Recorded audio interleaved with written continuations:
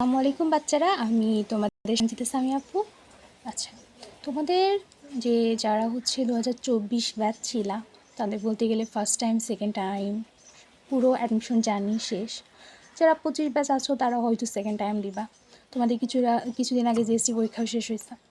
তো এখন আসলে বকলে তোমরাও অনেক হতাশা প্রকাশ করছো, হয়তো মন মতো এক্সাম দেওয়া হয়নি, মন মতো এক্সাম হয়নি, বা অনেকে এক্সাম দিয়ে বুঝেই গেছো যে চান্স হবে না, মার্ক অনেক খারাপ আসবে। হ্যাঁ, তো আমি আসলে আজকে আসছি আমার লাইফে কিছু গল্প তোমাদের সাথে শেয়ার করতে। হ্যাঁ, আমি নিজেই সেকেন্ড টাইম থেকে চান্স পাইছি।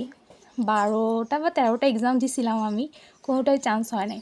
তো আমি আসলে আমার ব্যক্তিগত লাইফে আমি আসলে অনেক অসুস্থ থাকতাম, তো এই কারণে আমি আসলে প্রপারলি পড়তে পারতাম না, বাট আমার সব কিছু গোছানো ছিল, যে কারণে আমি যে এখন স্টুডেন্টের নোট যেগুলো দেই, যে হ্যান্ড নোটসগুলো, এগুলো কিন্তু আমার সব গোছানো ছিল। বাট আমার কী হতো, আলটিমেটলি আমি আসলে প্রিপারেশনটা লাস্ট মুহূর্তে গুছাইতে পারতাম না, আমি অনেক অসুস্থ হয়ে যেতাম এই কারণে। তো আমার আসলে ফার্স্ট টার্গেট ছিল হচ্ছে মেডিকেল। আমি ফার্স্ট টাইমে মেডিকেলে চান্স পাই নাই, সেকেন্ড টাইমেও চান্স পাই নাই।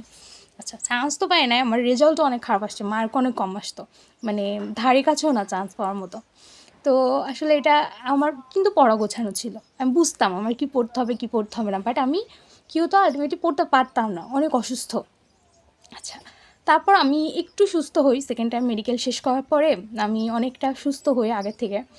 তো আমার সেকেন্ড টার্গেট হয় যে আমি হচ্ছে এগ্রিতে ভালো করব, টপ একটা পজিশন করব, এবং হচ্ছে আমি বাওতে পড়বো, বা হচ্ছে ইয়াতে পড়বো, হচ্ছে সে বাংলাতে পড়বো। তো এগ্রির জন্য আমি লাইফে যে পরিমাণ পরিশ্রম করছি, মানে আমি মেডিকেলের জন্য অতটা ইফোর্ট দিতে পারি না, এগ্রির জন্য যতটা দিচ্ছিলাম। তো ইভেন আমি যেই কোচিংয়ে ছিলাম সেখানেও সবার মানে আমার ইফোর্ট দেখে মনে হয়েছে যে আমি ভালো করব, টপ করবো ফিজিক্স, তো আমি হচ্ছে একটা পজিশনে ছিলাম। তো আমি আমার এগিয়ে পরীক্ষার যদি হচ্ছে জার্নিটা তোমাদের কাছে শেয়ার করি, আমি এত পরিমাণ পড়ছি, অনেকবার রিভিশন দিছি, অনেকবার সব শেষ করছি।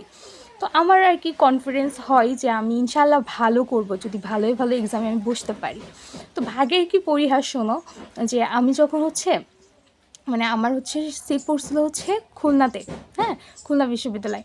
তো হচ্ছে আমি হচ্ছে 3টায় ছিল আমাদের এক্সাম। তো আমার বাসা হচ্ছে কুষ্টিয়া, ওখান থেকে তোমার হচ্ছে 3.5 থেকে 4 ঘন্টা লাগে। হচ্ছে রওনা দিচ্ছি যে 7টা না বা 7:30 আমার ট্রেন ছিল।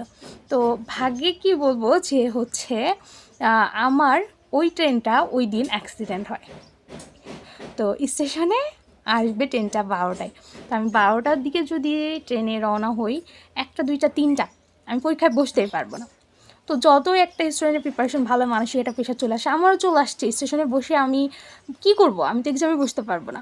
আচ্ছা, তখন আমার বড় ভাইয়া ছিল সাথে, ভাইয়া হচ্ছে আমাকে বলছে তাহলে হচ্ছে বাসে যাইতে হবে। তো বাসে তো আরও সময় বেশি লাগে, তারপরও যেহেতু সকালের দিকে আমরা রওনা হয়েছিলাম, পৌঁছাইতে পারবো আর কি। তো আমাদের হচ্ছে স্টেশন থেকে বাস টার্মিনাল যাইতে আবার 40 থেকে 45 মিনিট জার্নি করা লাগে অটোতে। তো যাই হোক, অমনি আর কি আমার ভাই আমারে নিয়ে দৌড় দিছে, গেছি আর কি। 40 অটোতে 40-45 মিনিট জার্নি করে আমি হচ্ছে ইয়াতে গেছি, বাসে উঠছি। তো বাসে টিকিট কাটাও শেষ, বাসে উঠছি, বাসে বসে থাকছি 15 মিনিট মতো, বাস ছাড়ে না। ঠিক আছে, বাস ছাড়ে না, ছাড়ে না কেন ছাড়ে না, 15 মিনিট পর টাকা ব্যাক করে বলে যে বাস যাবে না। ঠিক আছে, তো বাস কেন যাবে না, বাস হচ্ছে আমাদের সামনের বাস ওই রাস্তায় অ্যাক্সিডেন্ট করছে। মানে দেখো, আমার ট্রেন অ্যাক্সিডেন্ট করছে, আমার বাস, আমার কিন্তু প্রিপারেশন ভালো থাকার কারণে দেখো এটা এটা কিন্তু আমি বলবো যে আমি না, আল্লাহ আমার ওখানে কল্যাণ রাখা নাই। বাস গেল, বাস যাবে, ঘুরে যাইতে গেলে আমার খুলনা পৌঁছাইতেই বিকেল 5টা বাজবে, আমার এক্সাম 3টাতে। এখন সেটাও হয় নাই, এখন হচ্ছে বাইকে লাস্ট অপশন। বাট বাইকে গেলেও ঠিক টাইমে পৌঁছাইতে পারবো কিনা সন্দেহ। ইভেন বাইকে বাবার তো এত রিস্ক নেই, আমাকে যাওয়া পসিবল না, আর আমার ভাইয়ের হচ্ছে কাগজপাতি নাই। তো এই হচ্ছে আমার এগ্রি জার্নি। পরে আর কি হচ্ছে আবু ফোন দিয়ে বলে যে হচ্ছে না, 12টায় আসবে না, হচ্ছে ট্রেন হচ্ছে 11টায় আসবে, তোমরা আসো কোনো রকম, হয়তো পৌঁছাইতে পারবা, দেখো কি হয়, রওনা তো দাও। আবার 40 থেকে 45 মিনিট জার্নি করে স্টেশনে আসছি, স্টেশনে আসে বাস ট্রেন আসছে হচ্ছে 11টায়। তো ট্রেন 11টা কি 11:30 আসছে, ঠিক মনে নেই টাইমটা। তো কোনো রকমে খুলনা পৌঁছায় আমি 15 না 20 মিনিট আগে দৌড়ায় আমি আমার হলে ঢুকে সিট খুঁজছি, খোঁজার পরে আমার মাইগ্রেন শুরু হয়েছে। ঠিক আছে, মানে এই যে এত জার্নি করছি, একটা প্রেশারের মধ্যে দিয়ে গেছি, যেখানে আমার প্রিপারেশন ভালো, আমি ওইটা বোঝাচ্ছি নিজেকে, তোর প্রিপারেশন ভালো, তুই ভালো করবি, তোর প্রিপারেশন ভালো, তুই ভালো করবি, এটা দিয়ে নিজেকে বারবার বোঝাচ্ছি। তারপর তো একটা প্রেশার পড়ে যায় এত কিছু পরে।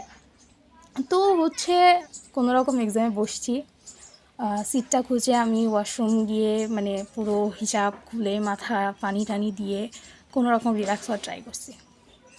এবার কোশ্চেন দিচ্ছে, আমি কোশ্চেন দিকে তাকায়, আমি কিছু দেখতে পাই না, সব ঝাপসা লাগে, মাইগ্রেনের প্রবলেম। চশমা খুলি, চশমা খুলেও দেখতে পাই না, চশমা পরেও দেখতে পাই না।